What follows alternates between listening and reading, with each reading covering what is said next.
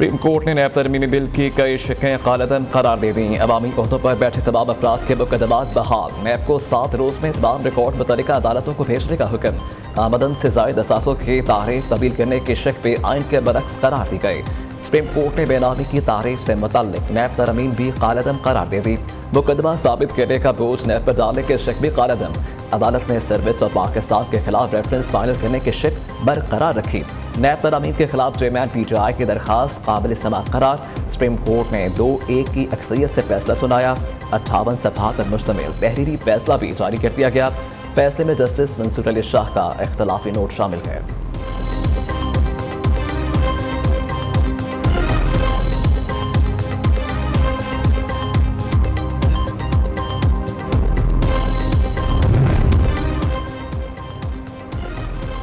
अक्सरियती फैसले से इत्तफाक नहीं करता। बुनियादी सवाल नैब तरमीम का नहीं, 24 करोड़ अवाम के मुंतखब पार्लियामेंट का है। अक्सरियती फैसला पार्लियामेंट के इख्तियारात को समझने में नाकाम रहा। नैब तरमीम केस में जस्टिस मंसूर अली शाह का इख्तलाफी नोट। फैसले में कहा कि पार्लियामेंट का कानून साजी का इख्तियार कभी खत्म नहीं होता। अगर पार्लियामेंट नैब कानून बना सकती है तो इसको वापस भी ले सकती है और तरमीम भी कर सकती है। मैं अक्सरियती फैसले से इत्तफाक ना करते हुए दरखास्त मुस्तरद करता हूँ।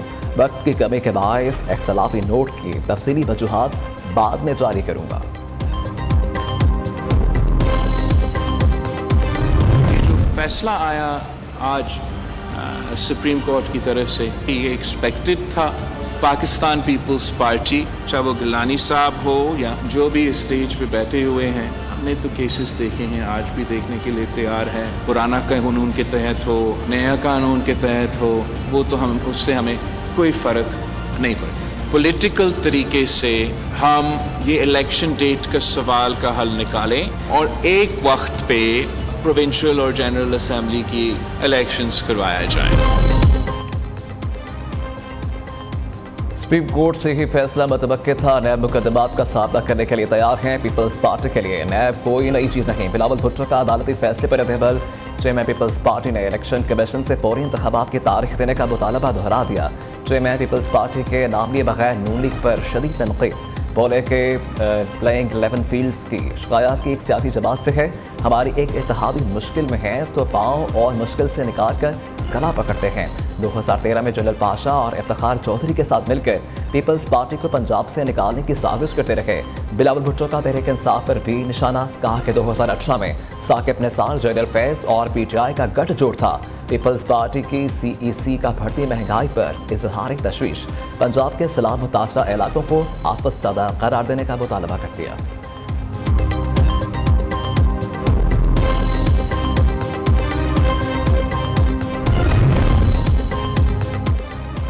सुप्रीम कोर्ट के फैसले के बाद नून लीग की लंदन में अहम बैठक। नैब तरमीम से मुताल्लिक सुप्रीम कोर्ट के फैसले पर कानूनी नुकात पर तबादला ख्याल किया गया।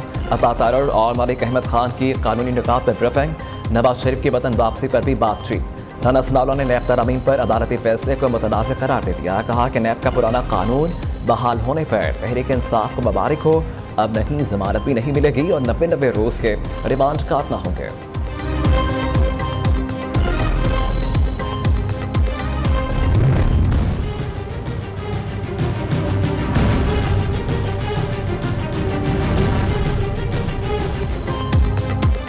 अदालती फैसले ने कई सियासतदानों की परेशानी बढ़ा दी। आसिफ जरदारी के खिलाफ जारी accounts case, pink residency case बहाल। नवाज शरीफ, यूसुफ रजा गिलानी के खिलाफ तोशाखाना केस खुल गया। शहबाज शरीफ के खिलाफ आमदन से जायद साजात केस बहाल। शाहिद खाकान अब्बासी के खिलाफ LNG, परवेज अशरफ के खिलाफ रेंटल पावर केस भी चलेगा। मरियम नवाज, हमजा शहबाज, फजल रहमान, शौकत तरीन के केस भी सुने जाएंगे। इसहाक डार, ख्वाजा साद रफ़ी, राना सनाउल्लाह, जावेद लतीफ़, फरियाल तालपुर के केस भी बहाल हो गए।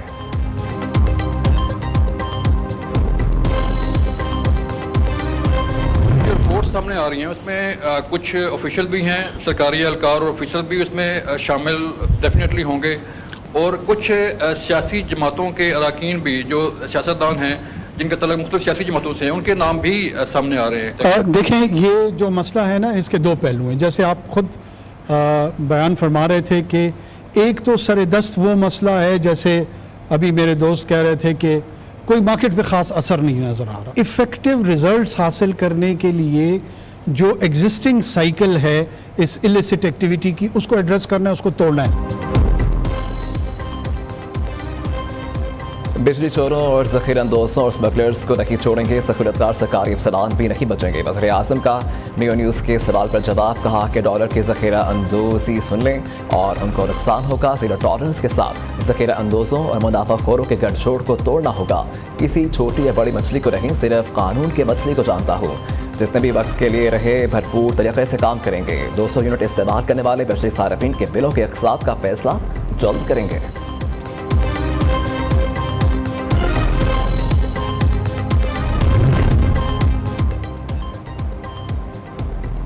बिजली चोरों और शुगर माफियाज की शाबत आ गई। कराची में रेंजर्स का गोदाम पर छापा, 1,40,000 चीनी की बोरियां बरामद कर ली गईं। 1 अरब रुपए से ज़ायद मालियत की चीनी अफगानिस्तान स्मगल की जाती थी। डोरकी में भी चीनी की 3,000 बोरियां पकड़ी गईं। सरगोदा में 2,000 से ज़ायद की चीनी की बोरियां बरामद, 2 गोदाम सील करवा दिए गए। लाहौर में FIA का कुंडा माफिया के खिलाफ क्रैकडाउन, बिजली चोरी पर 24,758 मुकदमात दर्ज किए गए। 15,000 से ज़ायद मुलजिम हवालात में बंद। फैसलाबाद में मजीद 148 बिजली चोर पकड़े गए। 2 करोड़ 9 लाख रुपए के जुर्माने आयद किए गए।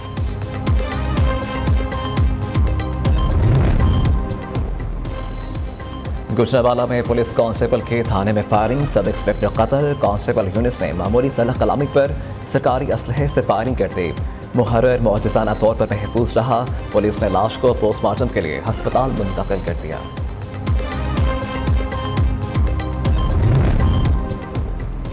खुशियां मातम में तब्दील, रहीम यार खान मोटरवे पर अलमनाक हादसा, कार और ट्रालर की टक्कर, दुल्हन समेत 8 अफराद जवां हो गए, 2 जख्मी। हादसा तेज रफ्तारी और गफलत के बाइस पेश आया। हादसे का शिकार अफराद सखर से बरस्ता मोटरवे मरीज शाख जा रहे थे।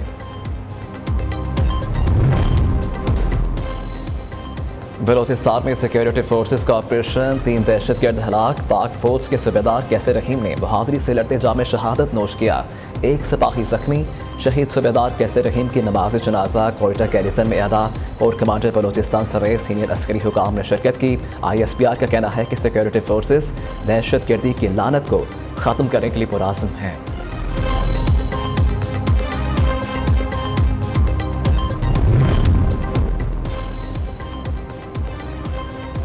PIA बैंकों से कर्ज लेने में कामयाब, टाइट ऑपरेशन की बंदिश का खतरा टल गया। तर्जुमान PIA का कहना है कि तमाम ज़रूरी अदायगियाँ कर दी गई हैं। PIA मुलाजमिन की तनख्वाहें भी दे दी गईं। माली मुश्किलात के बायस PIA के 15 तैयारे ग्राउंड रहे।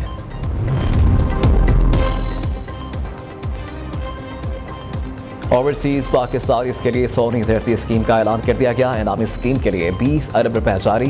बैरून मुल्क से रकम भेजने वालों को फीस अदा करनी पड़ेगी। निगरान वज़ीर खजाना शमशाद अख्तर कहती हैं कि चैलेंजेस से घबराने वाले नहीं, IMF का हदफ पूरा कर लेंगे। स्मगलिंग की रोकथाम से रुपए की कदर में बेहतरी आई है। निगरान वज़ीर तवानाई मोहम्मद अली ने कहा कि पिछली चोरी अदम अदायगी के खिलाफ इक़दाम के अच्छे नताइज निकले। कई बरसों की गलतियाँ हम ठीक कर रहे हैं।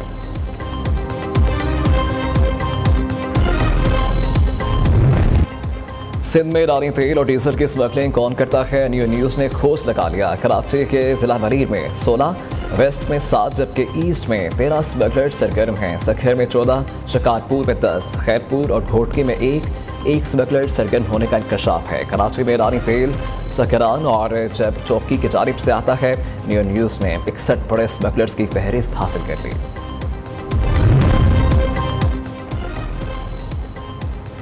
सारा शरीफ कत्ल केस में पेशरफ्त, बरतानिया में मकतूल के वालिद इरफान शरीफ, सौतेली वालिदा बिनिश और चचा पर इल्जामात आए। पुलिस ने मुल्जिमान पर बच्ची को मारने का इल्ज़ाम लगाया। तीनों को आज मजिस्ट्रेट के सामने पेश किया जाएगा।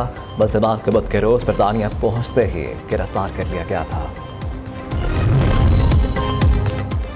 लीबिया में डैनियल तूफान की तबाहकारियां, हलाकतों की तादाद 11,300 से बढ़ गई। हज़ारों अफराद ताहाल लापता हैं। बड़ी तबाही में हंसते बसते घर उजड़ गए। दरना शहर का 1/4 हिस्सा मिलियामीट हो गया। शहर में हलाकतों की तादाद 20,000 तक जाने का खदशा है। लीबिया के सियासतदानों ने अटॉर्नी जनरल को तहकीकात करने का मुतालबा कर दिया। एशिया कप में भारत को बांग्लादेश के हाथों अपसेट शिकस्त। 266 रन के ताकुब में भारतीय टीम 49 रन पर हीरो गए। शुभमन गिल 121 रन बनाकर नुमाया रहे। कप्तान रोहित शर्मा बगैर कोई रन बनाए पवेलियन लौट गए। जबकि एशिया कप का फाइनल इतवार को होगा। भारत और श्रीलंका आमने सामने होंगे।